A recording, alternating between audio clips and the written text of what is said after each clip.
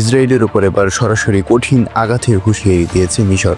গত কয়েকদিন ধরে গাজায় ইসরায়েলের হামলা আর হামাসের পাল্টা রকেট আক্রমণে মধ্যপ্রাচ্যে উত্তেজনা চরমে। কিন্তু এবার খেলাটা বদলে যাচ্ছে। মিশরের পক্ষ থেকে স্পষ্ট বার্তা, ইসরায়েল যদি গাজায় সীমান্তে চাপ বাড়ায় তাহলে পরিণতি হবে ভয়াবহ। তবে প্রশ্ন হচ্ছে, এই হুঁশিয়ারির পেছনে কি লুকিয়ে আছে?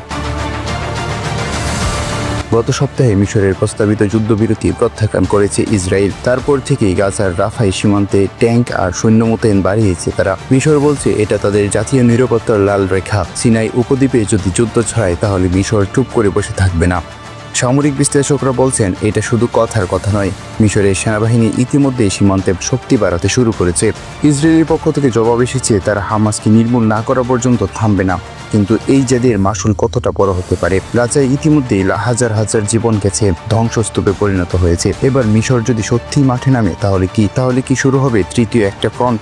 ইরান আর হিজবুল্লাহর পর এবার মিশর ইসরায়েল কি সত্যিই চারদিক থেকে ঘিরে ফেলা হচ্ছে? সবচেয়ে বড় প্রশ্ন, এই যুদ্ধের শেষ কোথায়? মিশরের হুঁশিয়ারি কি শুধুই ভয় দেখানো, নাকি এর পেছনে রয়েছে বড় কোনো পরিকল্পনা? আগামী কয়েকদিনই হয়তো বদলে দেবে ইসরায়েলের ভাগ্যে কি অপেক্ষা করছে। এ বিষয়ে আপনার মতামত জানাতে ভুলবেন না। কমেন্টে আপনার মতামত জানান এবং চ্যানেলটি সাবস্ক্রাইব করুন।